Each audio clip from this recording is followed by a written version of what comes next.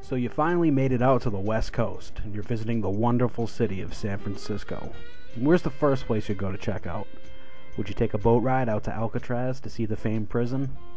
Maybe a walk around Haight-Ashbury where the Grateful Dead and Janis Joplin once lived? How about a stroll down a Fisherman's Wharf to grab a bite to eat? Now, if you really want to get crazy, there's always a trip to the home from the TV show, Full House. Just about everyone has had to have seen an episode by now, right? Whether you've watched the reruns in syndication or you grew up watching TGIF on ABC, Full House was hard to miss. And call me crazy, but I was in San Francisco recently, and I was curious if the Full House was actually still there. For those of you that don't know, the house I'm talking about was used in the establishing shots for the sitcom.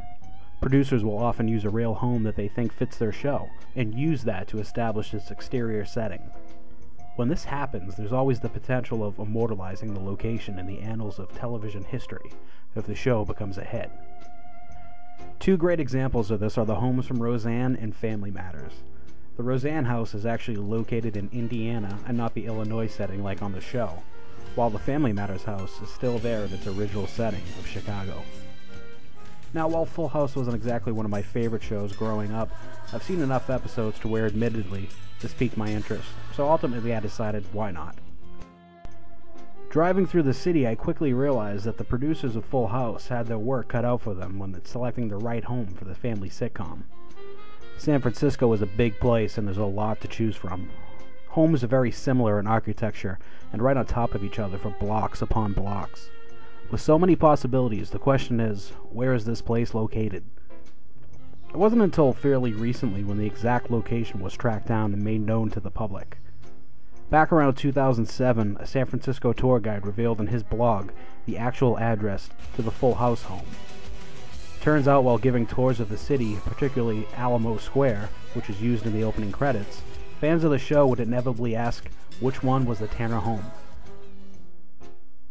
With the help of another tour guide and the local tour guide guild, they were able to establish the exact location of the home that is so unassuming you probably wouldn't even notice it otherwise. Full House was canceled back in 1995. I bet thousands of people have passed by since without ever knowing what was right in front of them.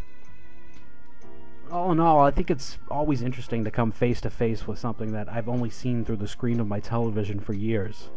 I can't seem to get enough of this stuff, whether I'm chasing down Batmobiles or movie locations back in New England where I'm from.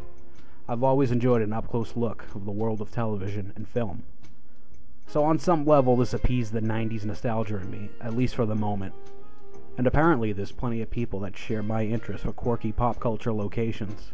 Because in the 10 minutes or so I was there, I saw groups of people stop by and take their picture with a house, proving that this has become a destination in San Francisco that tourists want to see.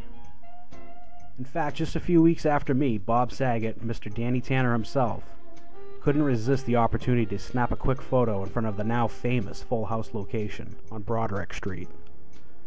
Today it's a private residence, so keep that in mind if you plan to come by.